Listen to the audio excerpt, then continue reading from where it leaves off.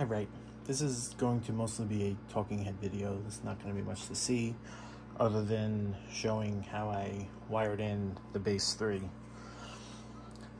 Yes, another Base 3 video, just what you wanted in your YouTube feed.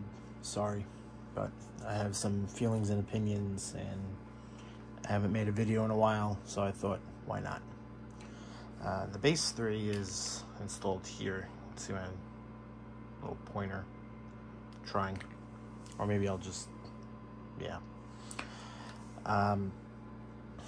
I've ran DCS for the last 15 years exclusively, along with conventional. And one day, I was at the Strasburg Railroad, and they had a model of their switcher, number 8618. And I thought it was the coolest thing ever. It happened to be Lionel Legacy. I bought it. It was a total impulse buy. I had gotten a bonus from work, and I thought, why not? I thought, no problem. When I get home, I will order the Legacy control system and get on with my life. Unbeknownst to me, Lionel had discontinued the Cab 2, Base 2, whatever you want to call it, and the prices were ridiculous. I'm not paying $1,000 for a used control system for, well, let's be honest here, a toy train. No, just no. It's, on principle, I won't do it. Also unbeknownst to me was MTH was also doing a shortage of their TIU, and people were operating DCS were also on the pain train. So also quite unfortunate. So I waited and waited and waited some more and pre-ordered the Base 3, and boy did I wait. We all did. It's okay. While I was waiting, I got a big boy from the 2023 catalog, so I now have 2 Legacy items. Hookup, really straightforward. There's a wire that comes out of the back, just like they say. I put it onto the common of my Z4000. The other wire, and I had this before any of the Lionel stuff was installed, goes to the common of the ZWC, or Celebration, whatever you want to call it, with the external power supplies. I have this obviously before the TIU. I run my loops through fixed. It's not a problem. I have no issues with signal so far. I have about 225 feet of track out of the TIU. We have a serial cable running down, goes into this LCS control module, the SCR2 or SIR2, whatever you want to call it, and it has the interface PDU, PDI, what is that? And that runs down into the Base 3. I haven't tested it yet, but I assume it works. When I send commands to the Base 3, the commands, I get blinky blink on here, so I should be sending it over to the TIU no problem, or the other way around. I'm gonna mess with that over the weekend, but that's not what this video is about. I'm still hung up on prices of things. I think I paid $60 for the WIU not long after it came out, and they go for stupid money now. Ridiculous. So everyone has feelings on the app. The app has bugs. I'm not going to get into the bugs. They will be worked on. They will be fixed. I have no doubts of this. I don't think Dave and the rest of the Lionel crew are going to let it sit the way it is. I'm confident it will be fixed. Do not worry. However, this is my first exposure to Legacy, and I'm annoyed might be the wrong word, but disappointed maybe. I want to use features that I can't. I read about them online or in the book for Legacy, and like, that's cool, I want to do that, and I can't. But I digress. We are in the app. You may not like it, but you must accept it or pay $1,000 for a Cab 2. Don't pay that money. Learn the app, live with the app. It is the future, whether you like it or not. There are some things I would like changed, just to make life a little easier.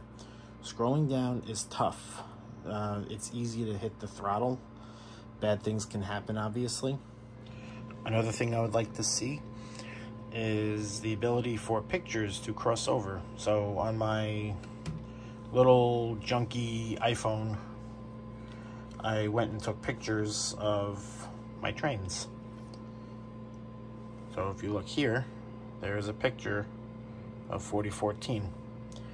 Not so much here. Did it read it from the Base3 and load everything properly? Yes, it works. Could someone come over, install the app, and use it and run my stuff? Or their stuff? Sure, why not? I just think it'd be cool. It's a nice to have if the picture just came over automatically. Like if it was stored in that and just sent it to the app. I don't know if that's a capability or if it's a future plan, but more like a suggestion. I still have hope that one day Lionel will create a Cab 2L or some type of other handheld other than the Cab 1, which I do have. It's okay. I'd love to have a Cab 2 someday. Maybe I'll get lucky and get one for a reasonable price, or Lionel could produce something. We will see. One other note, I learned how Legacy works with its transmission of radio signals and the ground plane and all that stuff. My layout is effectively a shelf layout. It's up there. So I have some fluorescent lights left. I'm replacing them through attrition. When the bulbs go out, the ballast goes out, I replace it with LED. In one of my rooms, I have an 8-foot fluorescent light that refuses to die. It's like 12 years old. It just works. And when that light's on, I have signal issues in that room. So I just leave that light off and things are just fine. I guess my conclusion would be I'm optimistic on the Base3 platform. I think it can do a lot of cool things. I think it's going to do cooler things as development continues for it. You need a sensor track to send the data to the legacy system. It doesn't read it like DCS. I got annoyed and just bought the LCS system. I'll use that. It's fine. I like having the data sent to the command system. It's just a personal preference. All of these outlets are controlled by that one switch.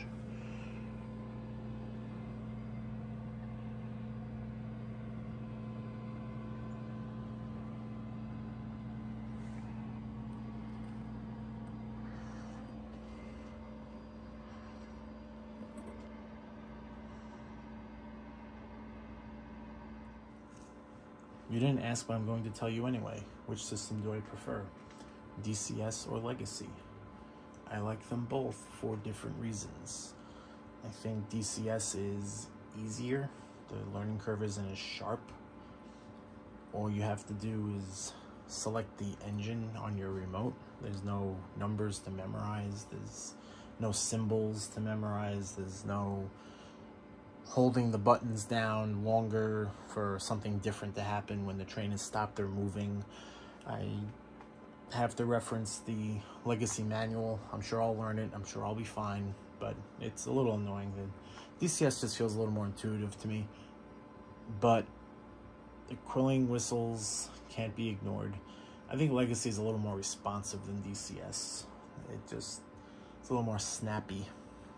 I don't have a technical explanation as to why that is, but Legacy just seems to run a little faster. That might have to do with the way that it sends a signal out 60 times a second, whereas I don't really quite know how DCS is communicating. I know DCS is sending its signal through the rails and injects it through the TIU, whereas Legacy is using the grounding in your house as well. I'm not going to get into that. There's other videos out there that are better at explaining it than I could ever do.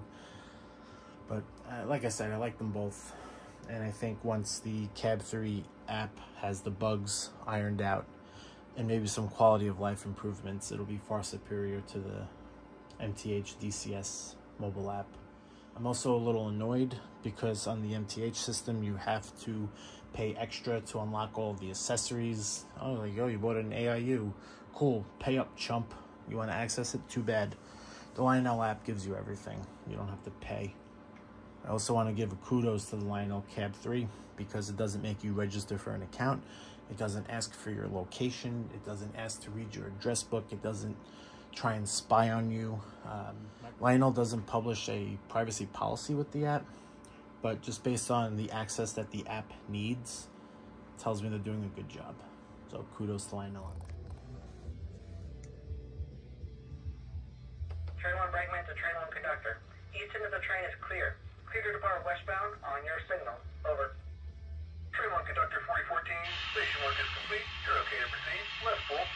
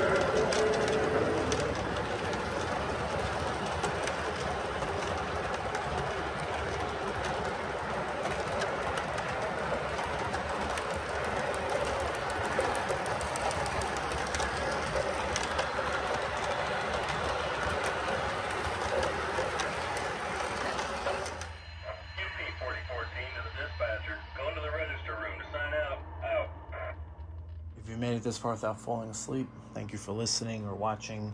There's no need to like or subscribe. The end.